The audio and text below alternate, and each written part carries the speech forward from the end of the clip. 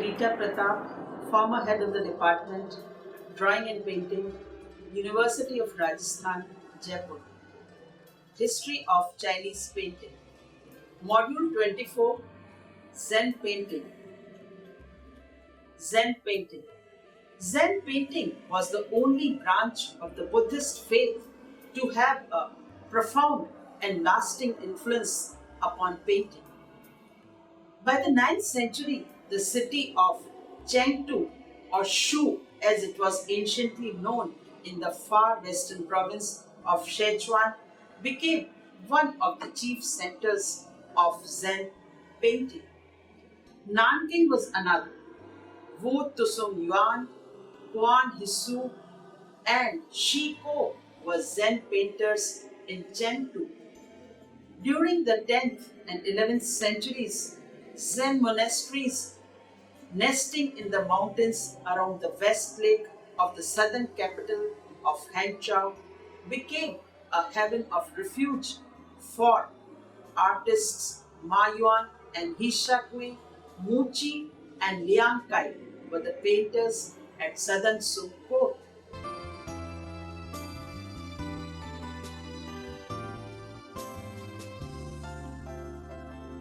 Though not a branch of Zen art, the painting of dragons was popular at the same period and close to it both in spirit and technique.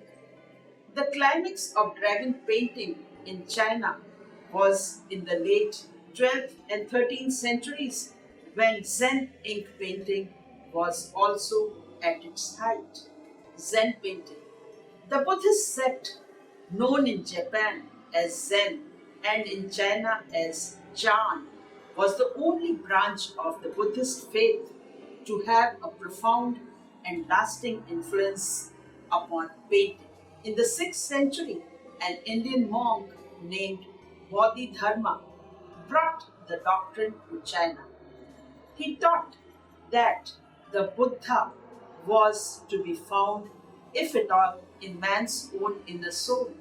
From realization of the truth within oneself, one might reach awareness of the Buddha's essence, that is, in all things animate and inanimate. After Bodhidharma, Zen Buddhism split into two rival schools, the northern school and the southern school.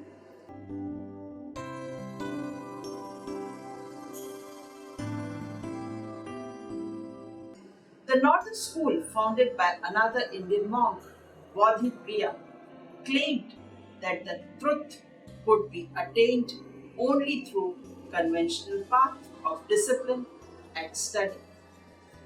Hui Neng, the fifth patriarch, was the chief of the southern school.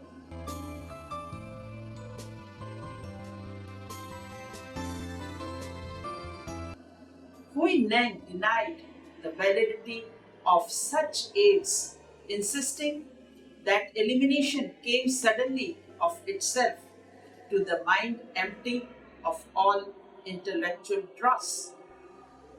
In due course, the northern school became fashionable and corrupt, but the southern school retained the pure teachings of Bodhidharma, and Hui Neng came to be a source of profound inspiration to painters, particularly to those in the scholarly tradition. It was the distinction between the northern graduate and the southern schools of Zen Buddhism. The Tang eccentrics.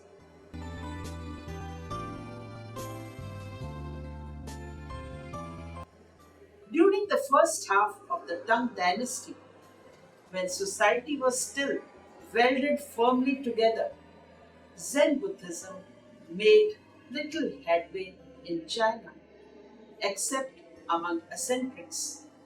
But after 756, the gradual decay of Tang institutions, the orthodox Buddhism that culminated in the decrees of 845, drove men of independent mind to seek spiritual truth through more unconventional paths, and Zen flourished. At the same time, certain artists, finding that orthodox methods no longer met their needs, were experimenting with techniques as wild as eccentric as those of any modern abstract expressionists. The flash of Zen illumination, impossible to communicate in words, could be made manifest in the spontaneous gesture of the painter's brush. Each picture by these masters was a revelation of the inner self, meaningful in the very act of painting. It is recorded that one master would spatter the ink with a toss of the ink soaked hair, another spilled ink in pools upon the floor, dragged an assistant sitting on the sheet round and round over it. Then, with deft touches of the brush, turned the blots and smears thus created into mountains and forests. Thus, Zen adherents, who were anything but Dr. Rang, claimed that any painter who expressed his moments of illumination with absolute spontaneity was acting in the true spirit of Zen. Now, the Zen painters in Chengdu. By the 9th century, the city of Chengdu or Shu,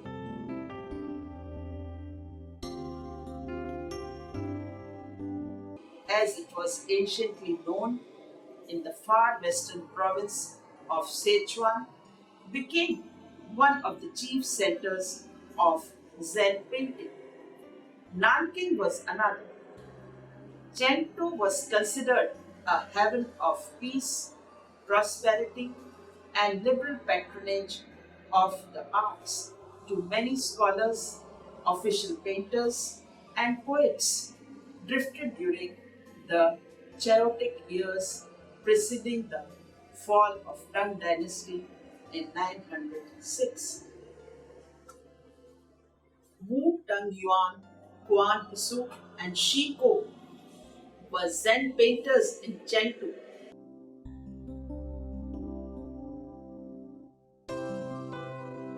Whose favorite subjects were the Arhats or Lohan, the saints of Indian Buddhism.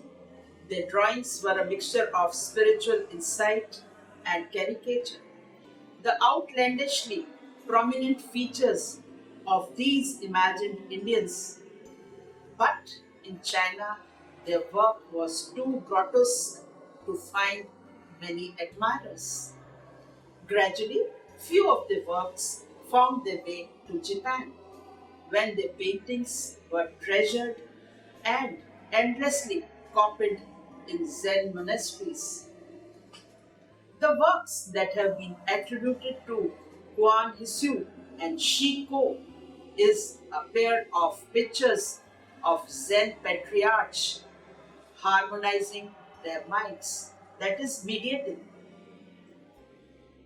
It belongs to 13th century. It is a hanging scroll, ink on paper, and at present in the National Museum, Tokyo. In the scroll, the mediating patriarch leans upon a tiger, which is fast asleep, or perhaps mediating too. The technique agrees with early records which describe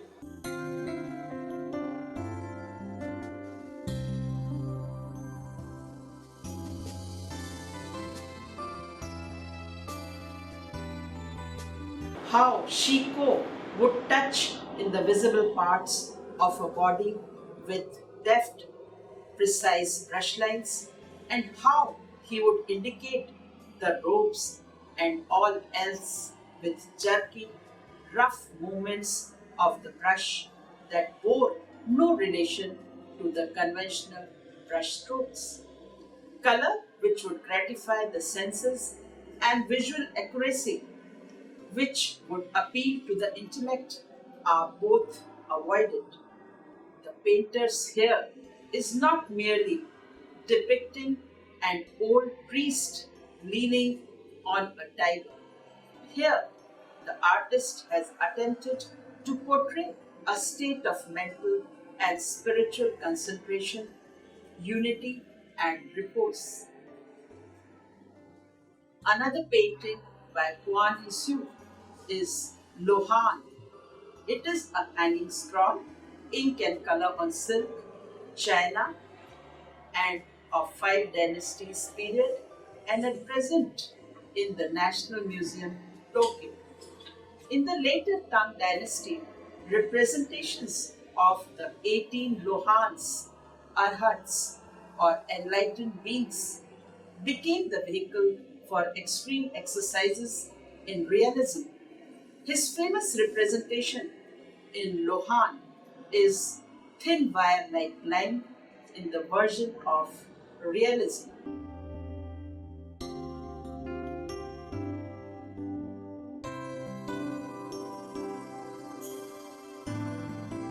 Wu Tusung Yuan's painting 87 Immortals belong to 14th century, and this is a detail of a hand scroll with ink on color on silk and at present in the CC Wang collection, New York. This painting by Wu Tusung Yuan probably gives a fair indication of his time. There is, however, in the Sosho Inn at Nara, a contemporary painted banner representing a bodhisattva, painted with a brush or hand, using a thick and thin line for depicting swirling drapery. It shows considerable vigor.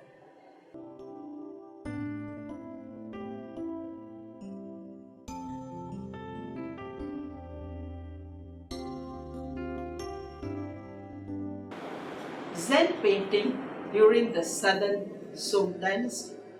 When Sung culture was flowering in its first vigor, the Zen adepts' solitary search for truth seemed less desirable or necessary during the 10th and 11th centuries.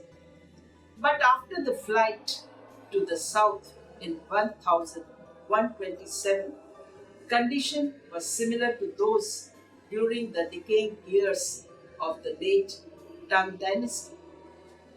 Zen monasteries nestling in the mountains around the West Lake at the southern capital of Hangzhou became a haven of refuge for the weary scholars and disillusioned officials.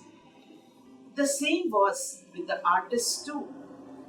They too left the dusty city and wandered up the hillsides in search of peace and inspiration. In its belief in the necessity for communion with nature, Zen found common ground with philosophical Taoism, and there is little doubt that Zen ideals are reflected even in the monochrome landscapes of academicians such as Ma Yuan and Hisha Kui. More vividly, perhaps, in the latter's great hand scroll, of which a part is illustrated, that is, pure and remote view of streams and mountains.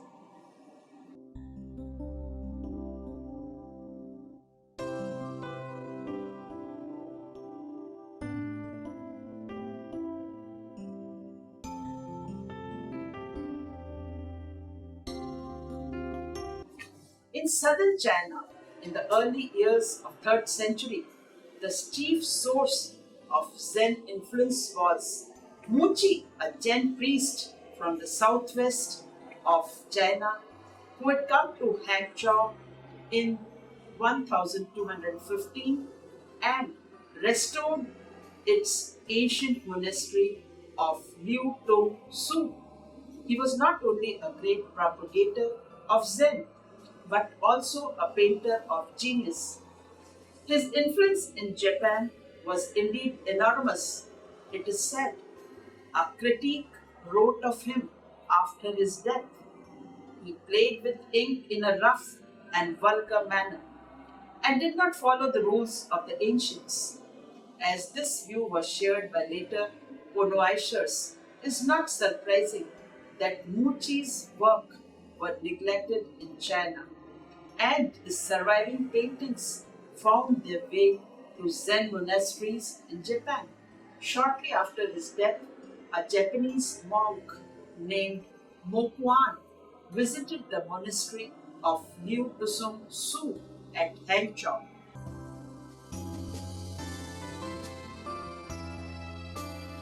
Where he studied and imitated Muchi's style so thoroughly that the abbot presented him with master's brush and seals. After Muchi's death in China, Japanese pilgrim to Hangzhou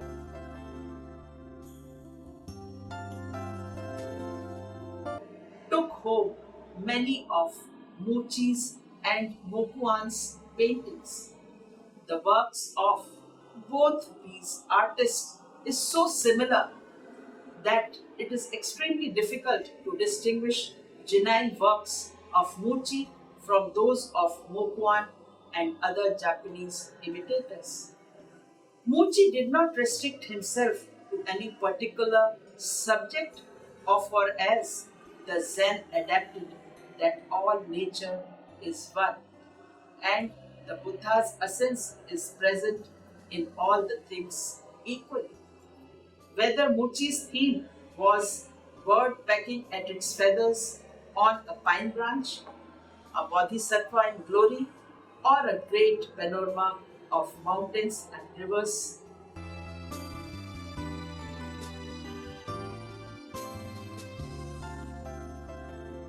his attitude and means were the same in all the works he did. In part of his hand scroll, scenes of the Hsiao and Hsiang Rivers. This painting is in Nezu Museum, Tokyo. The scroll here is unusual among Zen works, only in addition of slight color. The ink is applied in broad washes in the tradition of Mi-Yuzel. There is no texture strokes and the few accents are picked out sparingly by means of ink dots touched in with the tip of the brush. The mist from the forms of mountains and trees emerge and into which they blend has a triple function. Firstly, it evokes the atmosphere of a lakeside in the evening. Secondly, on a deeper level, it is the visible manifestations of the chi or life breath that, in the belief of the Chinese mystic, animates nature.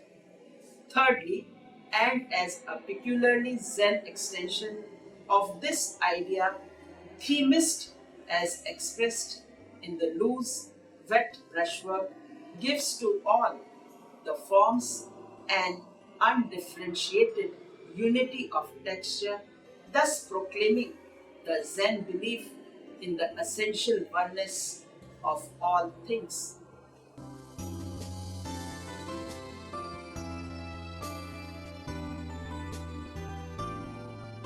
Liang Kai was one of the painters at the southern Sung court who heard Muchi's message.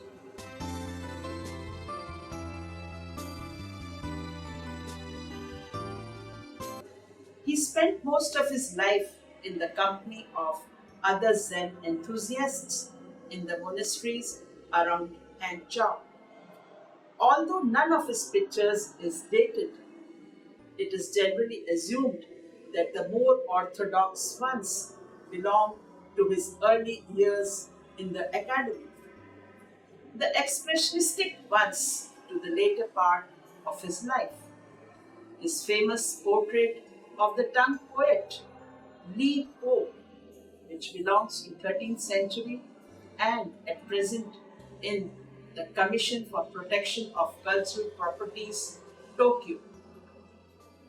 The handspot shows how apparently careless brushwork with which Zen painters generally indicated robes.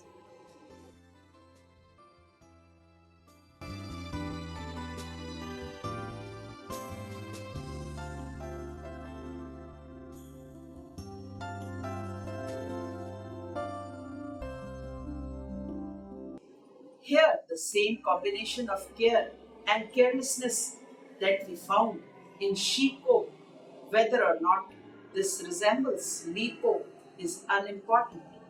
In evoking the aesthetic awareness of a great poet, Liang Kai achieved more than a mere formal likeness. Shakyamuni leaving his mountain retreat. This is one of the Liang Kai's famous painting. Belongs to third quarter of 12th century. It is a hanging scroll, ink on light color on silk, China, Southern Song Dynasty, and at present in the National Museum, Tokyo.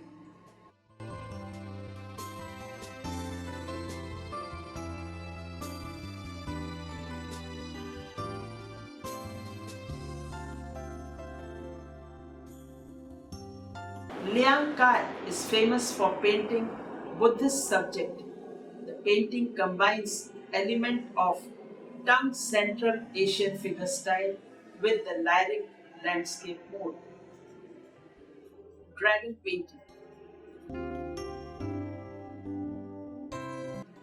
Although not strictly a branch of Zen art, the painting of dragons was popular at the same period and close to it both in spirit and technique. The dragon, that wholly playful yet somewhat terrifying creature, which brings the rains at proper season and so potent source of benevolent energy that it has become a metaphor for the emperor himself. It has been a popular subject in Chinese art since antiquity. The work of early dragon painter such as Hsaio and Hsiang 222 to 277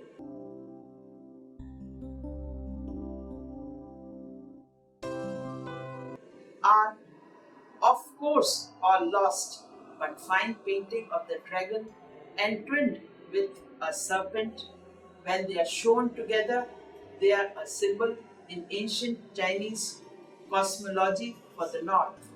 They are a symbol in ancient Chinese cosmology for the north. Can still be seen on the walls of 6th and 7th century tombs near Pyongyang in northern Korea. The style of these stone paintings is essentially Chinese. The climax of dragon painting in China was in late 12th and 13th centuries, when Zen ink painting was also at its height.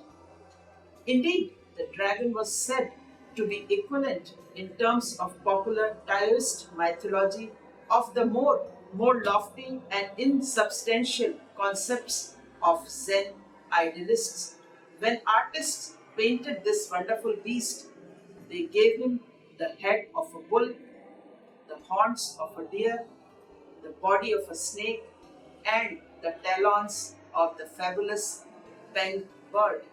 Like truth to the Zen adept, the dragon is never wholly revealed. The greatest Chinese painter of dragon was Chen Zhang.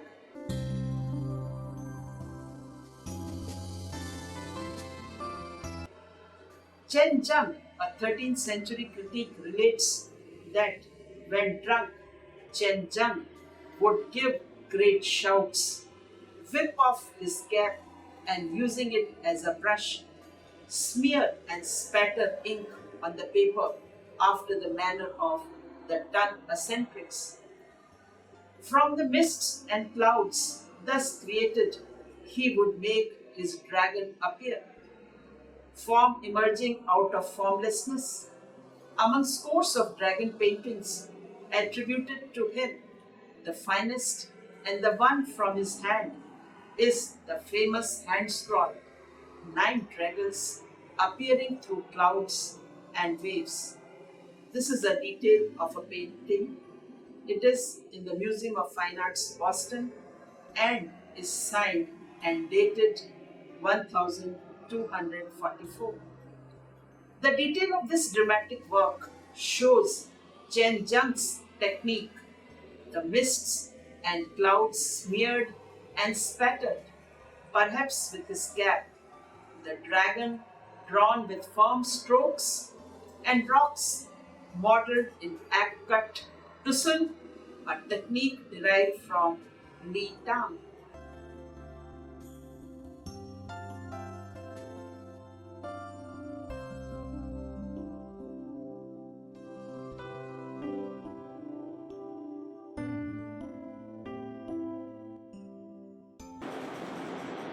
After the fall of the Southern Song dynasty, Zen painting gradually ceased to be a distinct, identifiable tradition in China.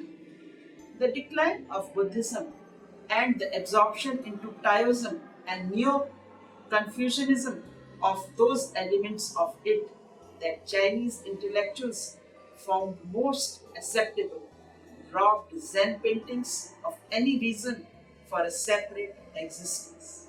Yet, the emphasis placed by Zen Buddhism upon communion with nature and upon directness and spontaneity of expression has continued to inspire original and independent Chinese painters up to modern times.